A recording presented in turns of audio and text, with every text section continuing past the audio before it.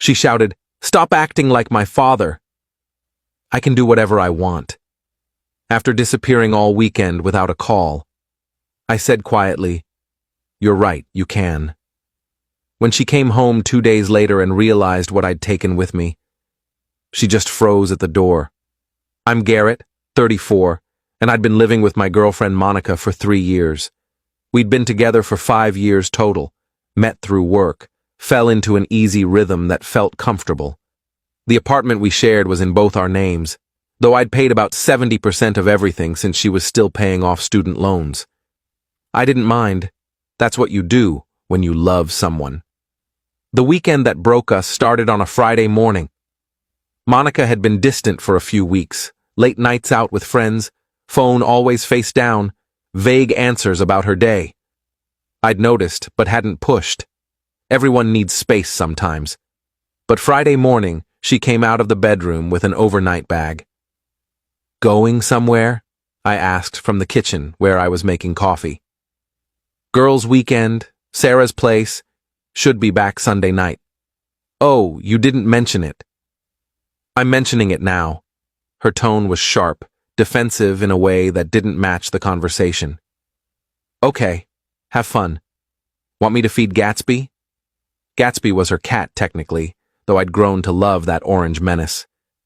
"He'll be fine until I get back." She left without kissing me goodbye. I stood there with 2 mugs of coffee, one of them pointless now. Friday passed. Saturday morning I texted her, "Hope you're having a good time.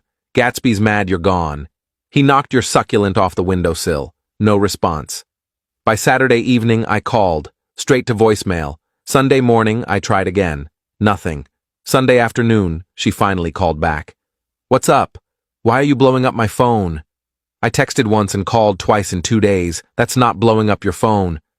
I was worried. "I'm fine. I'm with Sarah. I'm allowed to have time with my friends without checking in every 5 minutes. I'm not asking you to check in every 5 minutes. But disappearing completely for 2 days without a single message? That's not normal for us. Normal for us? Or normal for what you think we should be? "Monica, what's going on?" "Nothing's going on. I'm just tired of feeling like I have to report to you every time I leave the house. It's suffocating. I don't make you report to me. I just expect basic communication when you're gone for days." See? That right there. You always expect something from me. Yeah, I expect my girlfriend to let me know she's alive when she disappears for a weekend. That's a pretty low bar. I'm not doing this right now. I'll be home when I get home. She hung up. I sat on our couch with Gatsby purring on my lap, and something clicked. This wasn't about the weekend. This was about her creating distance, manufacturing fights so she could justify whatever she was doing. Monday morning, she still wasn't home. I texted, "Are you coming back today?" She responded 3 hours later, "Yes, probably tonight." That's when I started packing, not angrily, not dramatically, methodically. I took my clothes, my books, my laptop, the television I'd bought, the coffee maker that was mine from before we moved in together, my kitchen equipment, my tools, the furniture I'd contributed.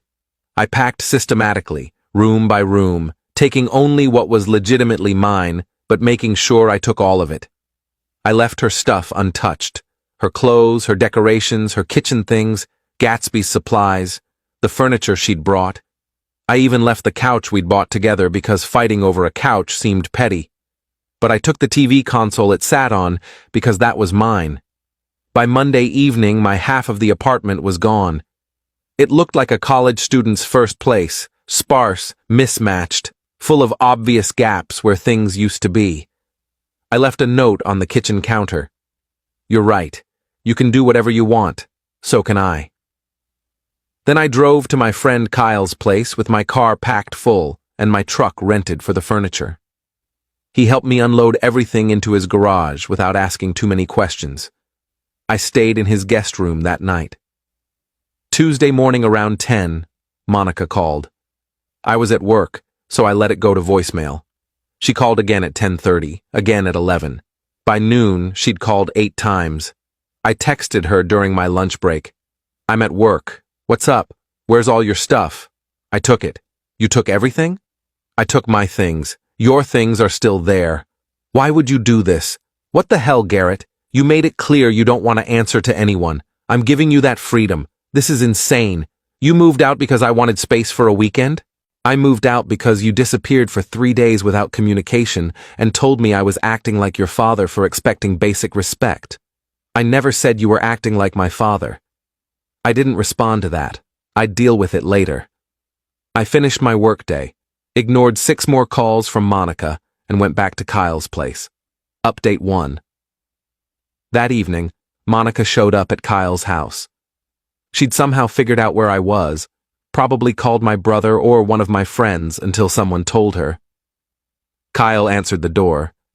"She's outside," he said, poking his head into the guest room where I was unpacking my laptop. "Wants to talk to you. Tell her I'm not home." "Dude, she saw your car in the driveway." I sighed and went outside. Monica was standing on the sidewalk, arms crossed, looking equal parts angry and panicked. "Can we talk?" "Privately?" We walked to the end of the block. She started before I could say anything. "You can't just move out." "We live together. We have a lease. We have a lease with both our names. I'll keep paying my half until we figure it out." "Figure it out? What's there to figure out? You move back and we work through this like adults." Adults communicate. Adults don't disappear for 3 days and then attack their partner for being concerned. "I didn't disappear. I told you I was at Sarah's. And then you ignored all my messages and calls. And then you called me suffocating for checking if you were okay. I was venting. I was stressed. Sarah and I were having deep conversations about life and relationships, and I needed to not be tethered to my phone for 2 seconds. For 3 days? Yes. Is that so terrible? To want 3 days without having to explain myself? No. What's terrible is coming back and acting like I'm the unreasonable one for being worried.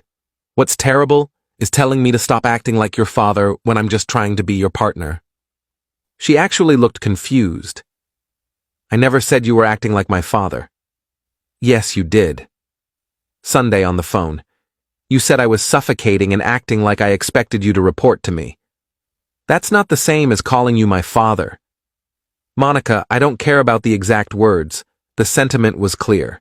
You think me caring about you is controlling. So I'm removing myself from the situation. You're free now. Do whatever you want." "That's not what I wanted. I just needed space." "You got it. Permanently." "Garrett, please. Can we go back to the apartment and talk about this properly?" "There's nothing to talk about. You made it clear how you feel. I'm respecting that. By abandoning me? By leaving a situation where I'm made to feel like the bad guy for giving a shit." She started crying. Real tears, not manipulative ones. "I messed up. I know I did. I should have communicated better. But you don't just leave someone you love over one bad weekend. It's not one bad weekend. It's 3 days of silence followed by you attacking me for being concerned. It's weeks of you being distant and secretive. It's a pattern, Monica. And I'm too old and too tired to keep wondering when the next blow-up is coming. There's no pattern. You're making this bigger than it is. Then where were you this weekend?" She hesitated, just for a second, but I saw it. "I told you. Sarah's place." "What's Sarah's address?" "Why does that matter?" "Because if you were actually at Sarah's, you'd tell me her address without hesitation." Another pause. "You don't trust me?" "Not anymore." "No." She wiped her eyes, smearing mascara. "There's someone else, isn't there? That's what this is really about. You're using this as an excuse because you want out. There's no one else. I'm not you." "What's that supposed to mean?" "It means I'm not the one who disappeared for 3 days. I was at Sarah's." "Then call her right now. Put her on speaker. Let me hear her confirm it." Monica pulled out her phone, stared at it, put it back in her pocket. "I don't have to prove anything to you." "No, you don't. and I don't have to stay with someone who won't. I walked back to Kyle's house. She followed me to the driveway, calling my name, but I went inside and closed the door. Update 2. Wednesday, Monica called again. I ignored it. Thursday, she called from Sarah's number. I answered. It's me, Monica said. Sarah's here. She wants to tell you I was with her this weekend. Sarah's voice came on. Hey, Garrett. Yeah, Monica was here Friday through Monday. We had a girls' weekend. Watched movies, did face masks, the whole thing. Thanks, Sarah, I said. Was Monica's phone working that whole time? Silence. Because she didn't respond to texts or answer calls for 3 days straight. I'm just wondering if maybe there was a service outage in your area or something. More silence. Then Sarah, quieter. I don't want to get in the middle of this. You're already in the middle. Monica put you there. So was her phone working or not? I'm going to hand the phone back to Monica. That's what I thought. The line went quiet. Then Monica's voice, hard and defensive. Are you satisfied? I was where I said I was. With your phone mysteriously not working for 72 hours? My phone was working fine. I just didn't want to be on it constantly. Right. Because you were with Sarah, doing face masks. Why is this so hard for you to believe? Because Sarah just hung up, rather than confirm your phone was working. Because you hesitated when I asked for her address. Because everything about this smells like bullshit, Monica. I can't do this anymore. You're paranoid and controlling, and I'm done trying to make you happy. Great. Then we're on the same page. She hung up. I blocked both numbers. Friday, I came home from work to find Monica sitting on Kyle's porch. Kyle shrugged apologetically from the doorway. Apparently she'd been there for 2 hours, and he didn't know what to do. We need to talk about the apartment, she said, and Gatsby, and the lease. Talk to my lawyer. I'll text you the contact info. Your lawyer? You hired a lawyer? For the lease buyout. Yes. You're really doing this? You're really throwing away 5 years over one argument? It's not one argument. It's you disappearing, lying about where you were, and then calling me controlling for asking basic questions. I'm not throwing anything away. You already did that. I wasn't lying. I was at Sarah's. And when I asked Sarah to confirm your phone was working, she refused to answer and handed you back the phone. So either she's lying for you, or you're lying about what happened. Either way, I don't trust you anymore. Fine. You want to know the truth? I wasn't at Sarah's the whole time. I went to a concert Saturday night with a guy from work, as friends, that's it. And I didn't tell you because I knew you'd blow it out of proportion exactly like you're doing now. A guy from work. Yes, his name is Trevor. We're friends. We went to a concert, that's all. And you couldn't tell me that because you'd assume the worst. Because you'd interrogate me about it and make me feel guilty for having male friends. Have I ever done that? Have I ever given you shit about having male friends? She didn't answer. You hid it because you knew it was more than friends. And now you're trying to spin it like I'm the insecure one for not being okay with you lying. It wasn't lying. It was just not sharing every detail of my life. No, lying is saying you were at Sarah's when you were actually at a concert with another guy. Lying is ignoring my calls for 3 days because you didn't want to explain where you were. Lying is making me feel crazy for not trusting you when you're actively being untrustworthy. She stood up. I came here to try to fix this, to apologize and move forward, but you clearly don't want that. I don't want to be with someone who thinks basic honesty is optional. You're right about that. Fine. I'll be out of the apartment by the end of the month. You can have it. I don't want it. It's got too many memories of trusting someone who didn't deserve it. She left without another word. Final update. It's been 6 weeks. Monica moved out of our apartment into a place with 2 roommates.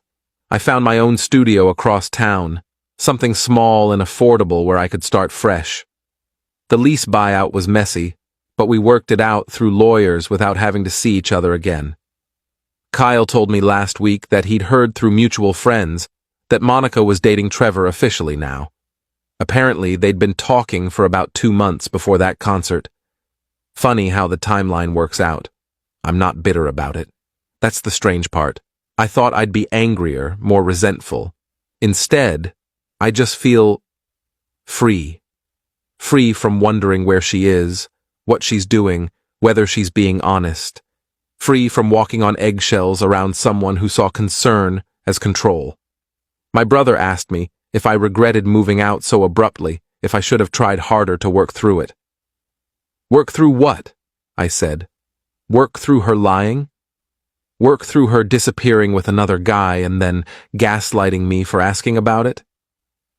When you put it that way, that's the only way to put it. She made a choice. I just stopped pretending I didn't know what that choice was. The thing about trust is that it's built slowly and destroyed instantly.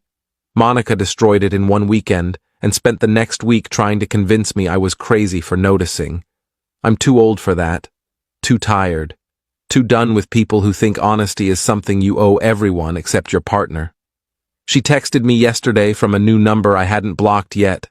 I hope you're happy. You got what you wanted. I didn't respond, but if I had, I would have said, you're right. I can do whatever I want.